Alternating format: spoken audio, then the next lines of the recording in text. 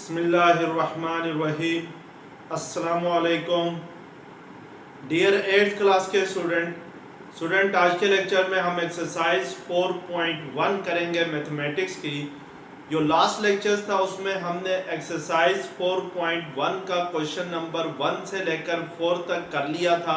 तो आज हम जो नेक्स्ट क्वेश्चन हैं वो करेंगे। स्टूडेंट आपसे गुजारिश की जाती है कि मेरे चैनल को सब्सक्राइब करें, बेल आइकन को क्लिक करें, वीडियो को लाइक करें, शेयर करें, कमेंट्स करें। Thank you very much. Exercise 4.1 में हमारे पास जो मेन टॉपिक है वो है direct and inverse proportions. Last lectures में भी स्टूडेंट मैंने आप लोगों को ये बता दिया था कि डायरेक्ट प्रपोर्शंस क्या होती है और इनवर्स प्रपोर्शंस क्या होती हैं। डायरेक्ट प्रपोर्शन स्टूडेंट दो क्वांटिटीज के दरमियान ऐसी रिलेशन को कहते हैं कि अगर हम एक क्वांटिटी इंक्रीज करें तो सेकंड क्वांटिटी भी उसी रेशो के साथ क्या कर रही हो, इंक्रीज कर रही हो, तो फिर इन दोनों क्वांटिटीज के दरमियान जो रिलेशन होगा दैट इज डायरेक्ट प्रपोर्शन होगा। जैसे स्टूडेंट फॉर एग्जांपल आप शॉपिंग करने जाते हैं तो जो पैसों और शॉपिंग में यानी रुपीस और शॉपिंग में अगर आप प्रपोर्शन बनाएंगे तो आपके पास जितने ज़्यादा रुपीस होंगे उतनी ही ज़्यादा आप शॉपिंग कर सकते हैं। तो इट मीन्स के रुपीस और शॉपिंग में जो प्रपोर्शन है, जो रिलेशन है, वो किस किस्म का है, डायरेक्ट का है। क्योंकि रुपीस इंक्रीज करेंगे तो शॉपिंग भी इंक्रीज होगी और अगर रुपीस को डिक्रीज करेंगे तो शॉपिंग भी क्या होगी, डिक्रीज होगी। और सेकंड जो है proportion that is inverse proportion है।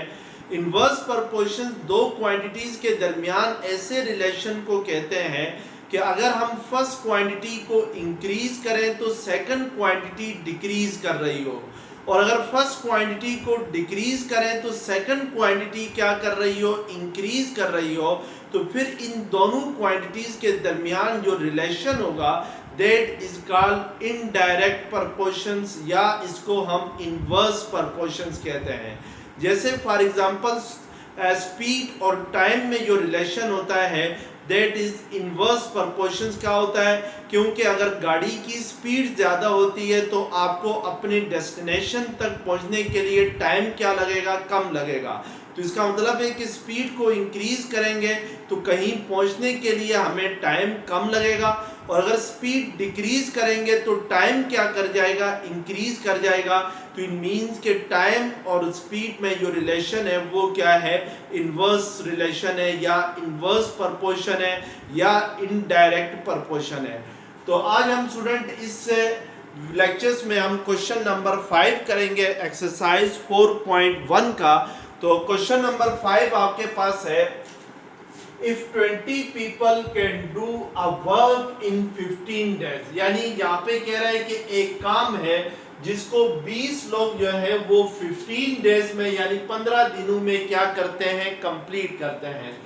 How many more people are required to complete the work in 10 days, यानी आपके पास मजीद कितने बंदों की जरूरत होगी कि अगर हम इसी काम को यानी जो 20 पीपल जो है 15 दिनों में जो काम करते हैं उसी काम को अगर 10 दिनों में कंप्लीट करना हो तो फिर मजीद कितने बंदे चाहिए होंगे, यानी मजीद कितने बंदों की रिक्वायरमेंट होगी। पहले से हमारे पास कितने हैं, 15 है, तो हम मजीद पहले से हमारे पास कितने पीपल है, 20 पीपल है।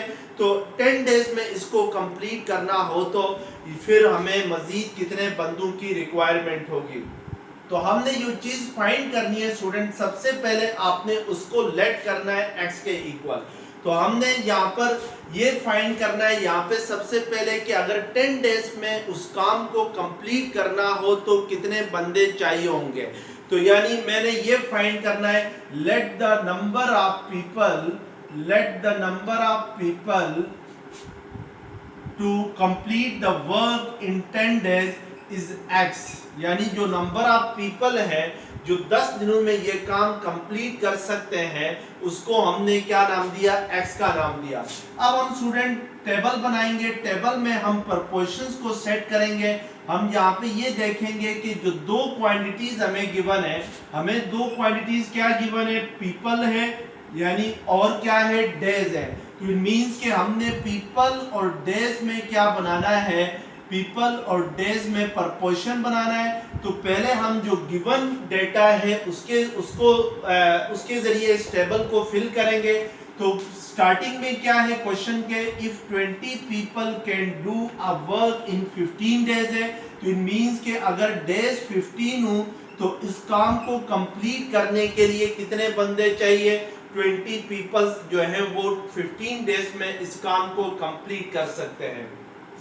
अब हमने ये देखना है कि अगर हमारे पास डेज हो 10, यानी सेकंड स्टेप है कि अगर डेज आपके पास 10 हो जाए तो फिर इसी काम को, यानी जो पहले 20 बंदे 15 दिनों में कंप्लीट करते थे, उसी काम को 10 बंदे कितने दिनों में कंप्लीट करेंगे। तो जो नंबर ऑफ पीपल्स है for 10 days to complete the same work, उसको हमने क्या लेट किया है, x के इक्वल लेट किया है। तो 10 के सामने पीपल के कॉलम में क्या लिखेंगे, x लिखेंगे। अब फर्स्ट कॉलम में हमने एरो हमेशा किधर लगाना है, अपवर्ड डायरेक्शन में लगाना है।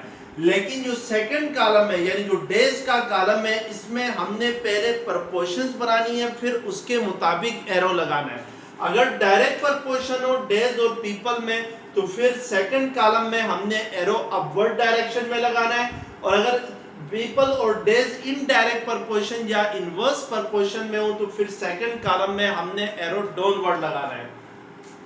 अब यहाँ पे देखें कि जब डेज थे 15 तो एक काम को करने के लिए कितने बंदों की जरूरत थी, 20 पीपल्स की जरूरत थी। अब डेज हो गए नेक्स्ट केस में 10, यानी डेज डिक्रीज कर गए, डेज कम हो गए।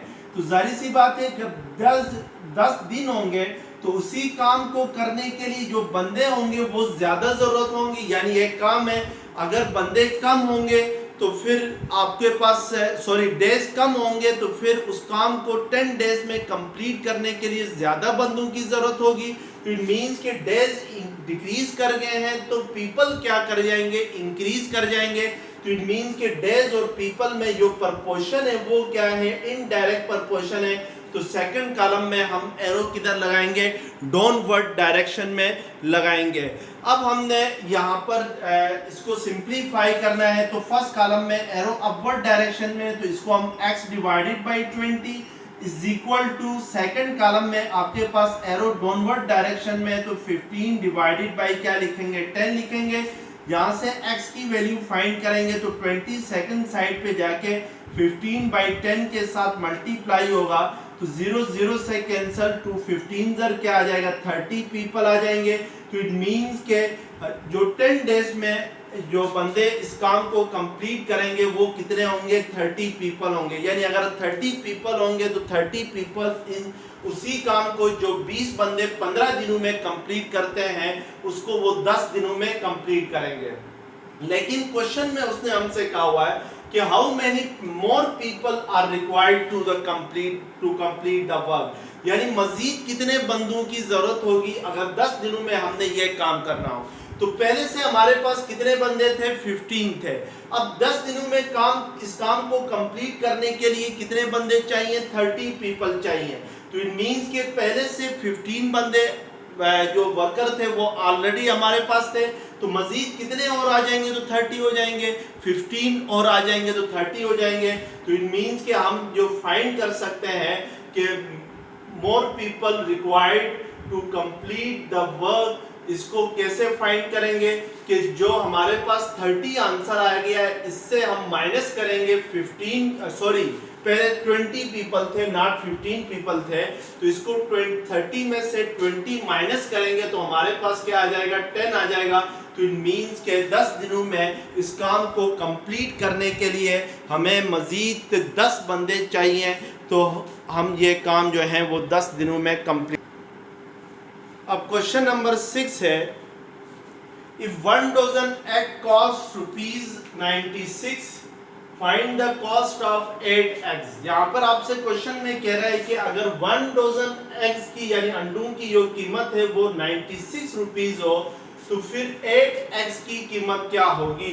तो हम जो 8 एग्स की कीमत है उनको हम सबसे पहले लेट करते हैं late the cost of 8 eggs, यानी जो कॉस्ट ऑफ 8 eggs है उसको हम लेट कर लेते हैं x के इक्वल, यानी x rupees is the cost of 8 eggs। अब हम eggs और नंबर ऑफ eggs और कॉस्ट में क्या बनाते हैं, प्रपोर्शन बनाते हैं, क्योंकि कॉस्ट आपने फाइंड करनी है, जो चीज आपने फाइंड करनी है उसको फर्स्ट कॉलम में लिखना है और एक्स को क्या लिखना है, सेकंड कॉलम में लिखना है। अब एक बात याद रखें स्टूडेंट के 1 डजन मीन्स के 12 एग्स होता है, यानी एक डजन एग में कितने टोटल एग्स होंगे, 12 एग्स होंगे, यानी 12 एग्स होंगे एक डजन। एक दर्जन में कितने अंडे होते हैं, 12 अंडे होते हैं। तो इट मींस के अब यहाँ पर क्वेश्चन की स्टेटमेंट में कह रहा है कि इफ 1 डजन एग कॉस्ट ₹96, तो कॉस्ट के कॉलम में हम 96 लिखेंगे, एक्स के कॉलम में हम क्या लिखेंगे, 12 लिखेंगे, यानी एक डजन एग की जो कीमत है वो 96 रुपीज है। तो 1 डजन इक्वल होता है 12 एक्स के, तो इट मींस कि 12 एक्स की कीमत क्या है, 96 रुपीज है। अब हमने ये बताना है कि अगर एग्स हो जाए 8 तो फिर इनकी कॉस्ट क्या होगी, तो कॉस्ट के कॉलम में आप x लिखेंगे। अब इन दोनों में आप प्रपोर्शंस बनाएंगे, यानी अगर स्टार्टिंग में x कितने थे, 12 थे, जब x 12 थे तो उनकी कॉस्ट क्या थी, 96 रुपीज थी।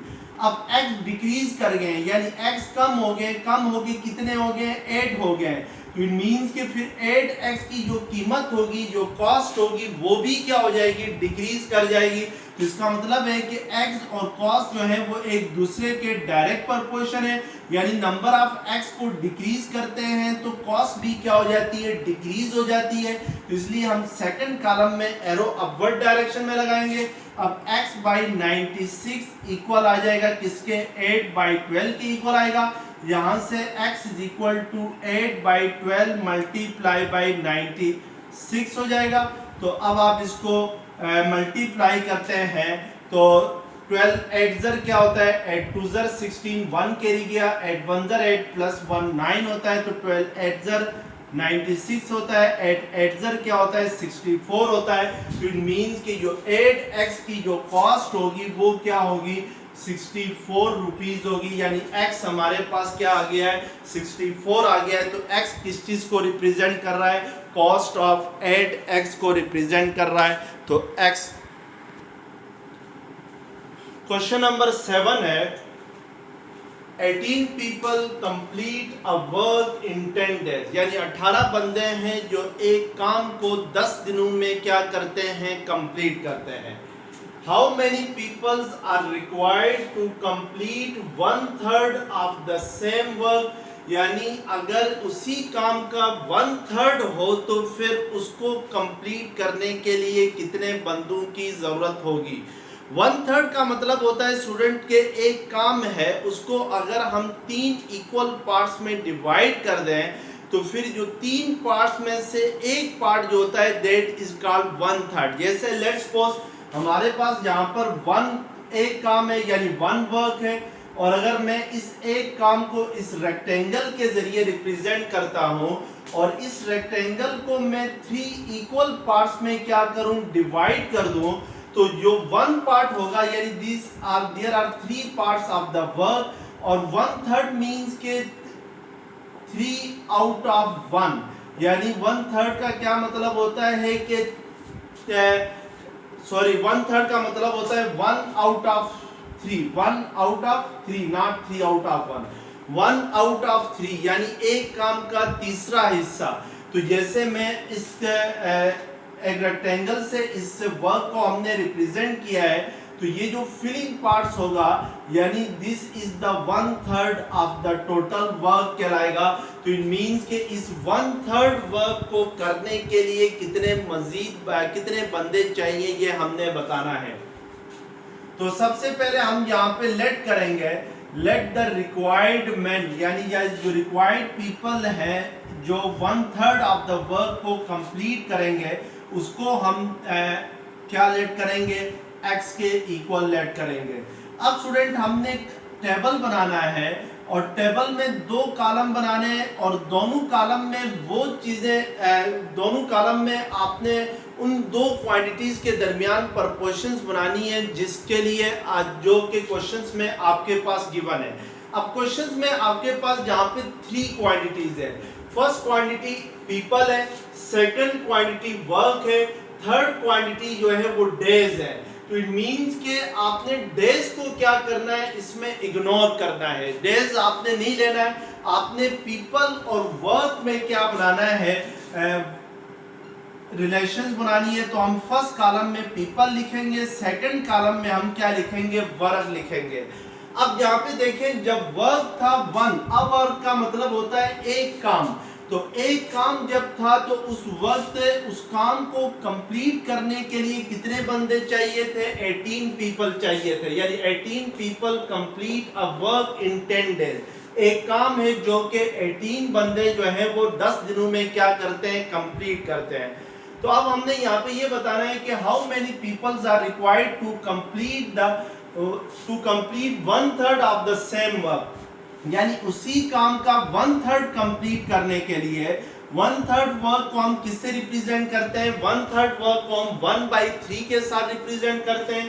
तो 1/3 वर्क को कंप्लीट करने के लिए कितने बंदों की जरूरत होगी, कितने पीपल्स रिक्वायर होंगे, तो उनको हमने क्या लेट किया है, एक्स लेट किया है।